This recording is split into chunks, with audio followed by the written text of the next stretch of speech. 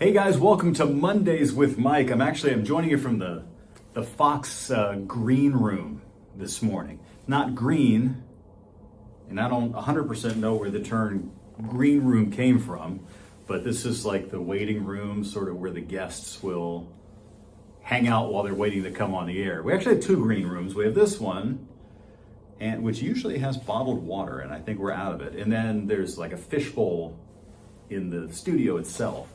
But anyway, hey, thank you so much for tuning in here online for my weekly live stream Mondays with Mike. It is going to be extremely hot today. In fact, today might be the hottest day of the year so far in Houston as we wrap up what is very likely to be the second warmest July on record for Houston. And you know, it's been scorching all over the country. So that's a big story. So I want to talk a little bit about the heat and the heat dome and the heat wave here. And also a little quick update on hurricane season. But first, a couple of items of note. One is that if your air conditioner is on the fritz, boy, do I feel for you, because ours is. And we've had it like, you know, it's leaking through the ceiling and all that. So, you know, luckily I have a friend who is an AC guy, and he's kind of helped us out, but he's pretty much at the point now, he's like, you're going to have to get a new system, you know, or at least replace this coil thing or whatever. And it's not inexpensive. So I definitely, you know, there's a lot of people out there, I'm sure, in this 100, 102, 103 degree heat. Like, the last thing you need is for your air conditioner to go out. So I'm just, you know, fingers crossed that everything holds together for you until maybe a little bit, you know, after the heat wave passes. Maybe just let us get to October and then we could do all these AC repairs, right? Yikes. If you have any tips, let me know. I mean, you know, it's not good. The second thing I wanted to mention is this. And this is to anybody out there who is looking for a car to buy. Now, I'm not looking for a car myself. I drive a 10-year-old car. I'm going to drive it till the wheels fall off. At least I'm planning. Hopefully they don't fall off while I'm driving it.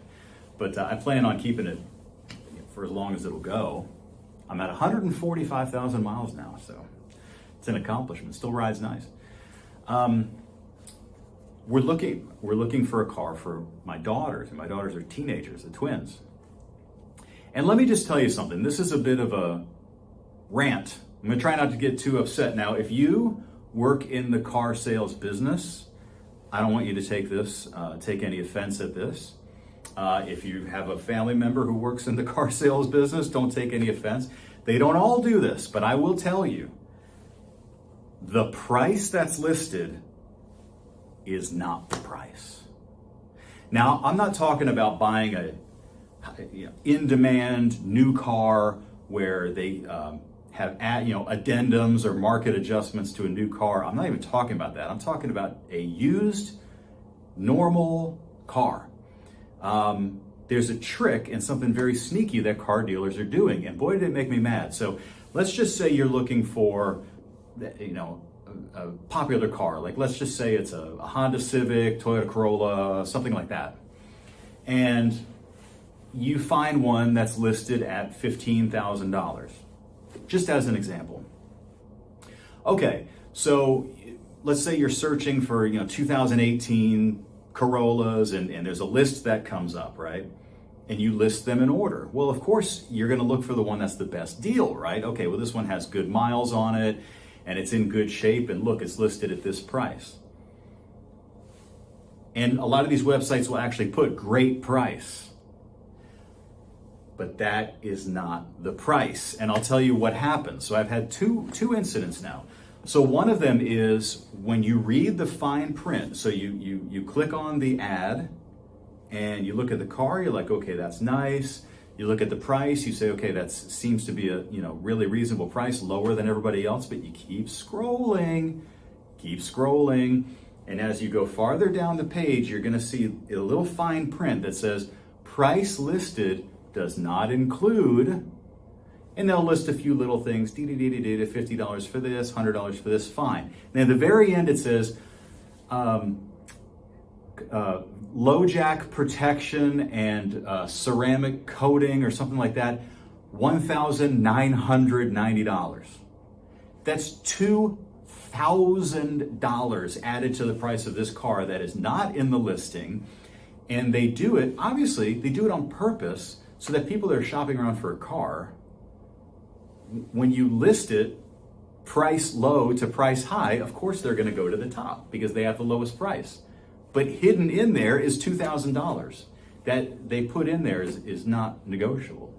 So, man, that made me frustrated, you know? And then I had a couple of, I'm not going to obviously say the names of the car dealerships, but had a couple of people that I was going back and forth with via email and texting. And I said, hey, you know, I'm interested in this car. And what's the first thing they say?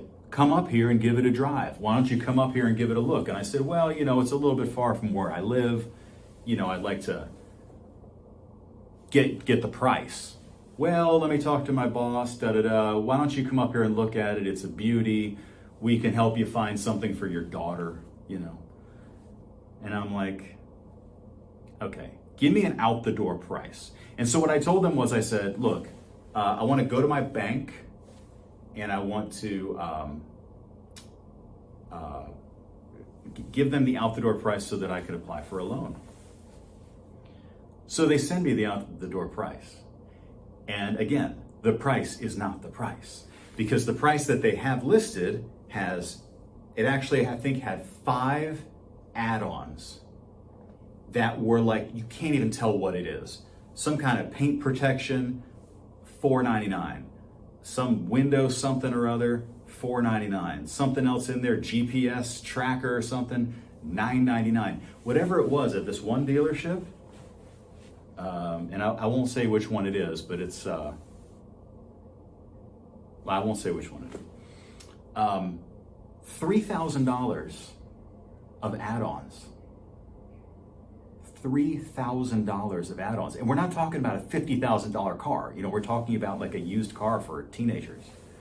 So that's been a very frustrating process. And so I would just like, buyer beware. You know what I mean? And in fact, I'm going to even suggest this maybe to Heather Sullivan for a Sullivan Smart Sense report. It's like, people need to know when they're shopping for a car that, like I said, the price is not the price. And when you call around places that you think are giving you the lowest price, it might be the opposite. It might be that some of the places that have the car listed as more are actually selling it to you for less because they're being upfront about the costs.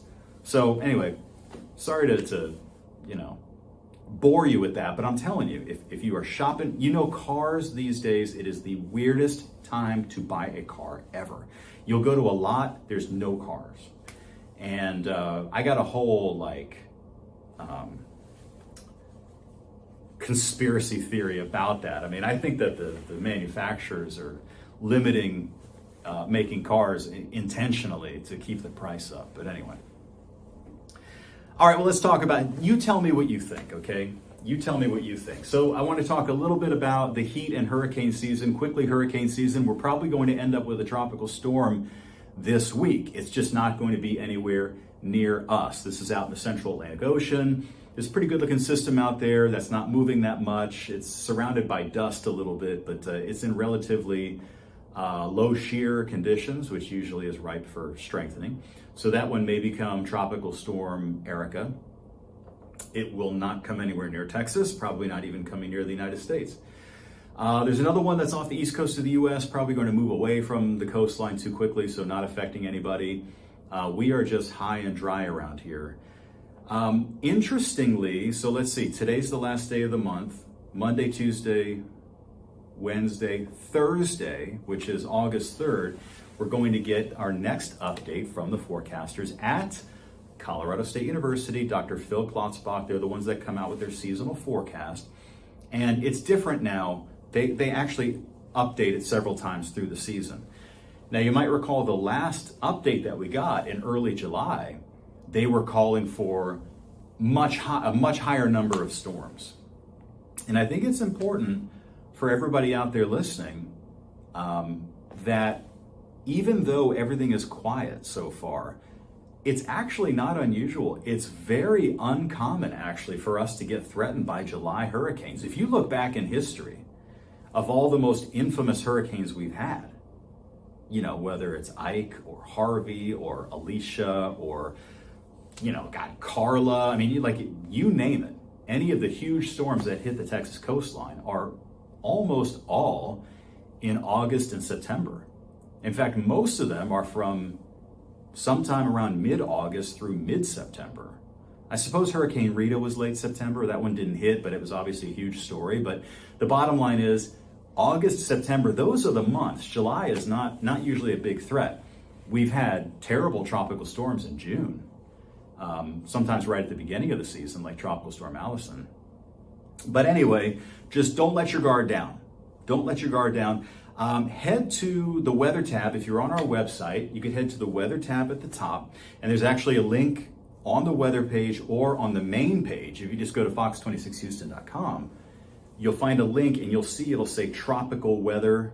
I think it just says tropical or tropical update, tropical weather. If you click on that, it takes you to our Tropics page. And that's where you're going to find satellite loops of the Gulf, the Caribbean, the Atlantic. You can get a look at the GFS computer model that we have looping for the next 5 days. It automatically updates. And so if you go in there and just check it once a day, you'll see if there's anything, forming out there. It's actually kind of fun to check in with. Also tracking the Saharan dust and things like that. Usually when it's dusty, we usually don't have storms in general. So that's that. So there's not a ton happening in the tropics. Again, keep in mind, water temperatures in the Gulf are extremely warm, like 87 to 88 degrees. I mean, it is a bathtub out there already, and we have a long way to go. All right, as far as the heat is concerned, it is heat dome city out there. We had our warmest day of the year so far yesterday, 101 degrees in Houston. Huntsville, you guys hit 105 yesterday. And very likely we'll have that again today. Maybe 102, even 103 for Houston, Harris County and surrounding suburbs. Closer to the coastline, maybe more like between 94 and 99. And then right at the beaches, about 92 or 93 around Galveston. The heat doesn't look like it's really going away anytime soon. Nor would you expect it to, because it's summer in Houston. But we have been above average on our temperature 22 days in a row. We've been 97 degrees or hotter 22 days in a row. And we are going to start the month of August most likely in the triple digits for a few days, with very little chance really for significant rain. There's a slight chance for a late day storm today, maybe a strong one, but those chances are pretty small. Pretty small. There was one other thing that I wanted to make sure you knew about. The drought is going to be getting worse. So we've had, I was looking back, it's been 25 days since Intercontinental Airport has recorded any rain. Now there have been some downpours recently. I mean, within even the last week, we've had some, Hobby Airport had rain one day, Angleton had rain one day, Sugar Land had rain one day, but it's been really hit and miss, much more miss than hit. So our drought is now moderate. It should start to spread and become more severe over the next week or two, unless something really unexpected happens. Also, finally, want to remind you this is a huge thing, and you're going to be hearing a lot about it. And I promise you, this is like the new normal. We have our Fox Local Smart TV app. So Roku, Apple TV, Fire TV, you name it.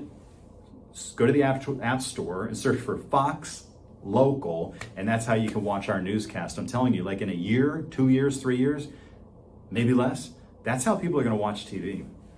It's how people are going to watch TV. No more clicking through the channels with a guide. So anyway, that's what the cool kids are doing. All right, I got to go do our Fox 26. There's something else we got to record. It's so busy around here. My Mondays are so busy. But anyway, I want to give a shout out to my brother Neil and my mom. Hope you guys are doing great down there in Florida, and I will see you all very soon. Bye.